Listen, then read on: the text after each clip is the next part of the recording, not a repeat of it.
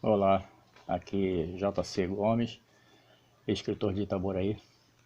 Quero apresentar para vocês aqui meu micro jardim, que é um jardinzinho que eu fiz aqui para lá atrás você vê minhas plantas. Ali tem um desenho, uma pintura que eu fiz. Aqui tem um pé de mamão, né? Com bastante mamão. Tem um pé de coco, que já está há 2 anos aqui, mas coco demora a crescer mesmo. Depois, até mesmo porque o coco ele tem uma base forte para aguentar uma estrutura tão grande quanto é de um coqueiro. Então primeiro ele cresce para baixo, mais do que para cima. Depois que ele está com a quantidade, a raiz dele, a estrutura dele toda pronta embaixo, é que ele vai crescer para cima.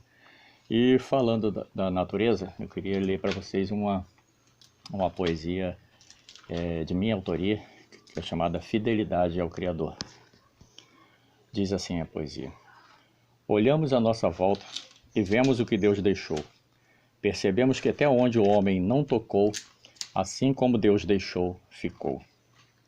Os pássaros, por exemplo, acordam às 5 e com uma grande algazarra planejam o dia com a participação de todos, combinando entre si o trabalho de cada um, e depois, para alimentar os filhos, saem cada qual com sua missão: trazer comida e proteção para suas famílias, assim como o Criador deixou. Os cães. Os cães, como são fiéis! Uma fidelidade vinda de Deus que os programou para mostrar como é ser um amigo de verdade. Não se ressente do desprezo que às vezes lhe impomos quando não lhes damos a atenção. No momento seguinte, já está lambendo a nossa mão. Veja o exemplo das tartarugas. 1000 nascem e se embrenham em um caminho de volta para o seu habitat, e quase que todas são servidas de alimento para outro ser. Mas assim mesmo, as que sobreviveram depois que crescem, voltam para mais uma tentativa de sobrevivência da espécie.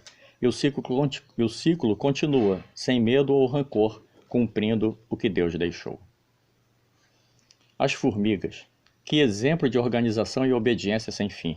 Seguem o que o líder mandou sem se preocupar com o que vem depois. Se cumprimentam pelo caminho, mas não se desviam de sua missão. Fielmente cumpre o que foi proposto pelo Criador. As plantas, que têm a maior das missões: trazer de volta a vida que teima em fugir, talvez por causa de um incêndio ou de uma seca sem fim. Enquanto houver um milímetro de seiva em suas raízes, tudo que Deus para elas reservou, nada vai impedir de se cumprir. E as abelhas, que auxiliam as plantas em sua missão, carregando em suas patas o pólen da salvação, e ainda produzem o doce sabor de suas vidas. Sem elas, o mundo como conhecemos não seria lindo e florido, com vidas abrangentes como são. Os rios, que outrora foram pureza, hoje vivem a incerteza. Incerteza de deixar de ser um rio de águas puras como desejava o Criador.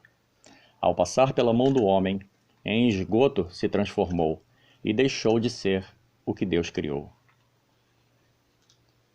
E o homem, criado pelo mesmo Criador, que rebelde tem sido, transformando verdade em mentiras, sem nenhum pudor, não respeitando o semelhante, a natureza e nem as leis.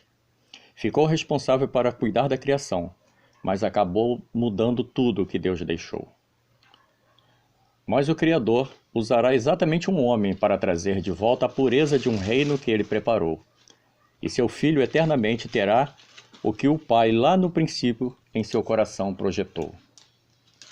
E o paraíso no Éden será a morada dos que de coração puro, restaurado pelo sangue do Cordeiro na cruz do Calvário, confiando na promessa do Salvador, amou o próximo, preservou a natureza e obedeceu o que Deus deixou.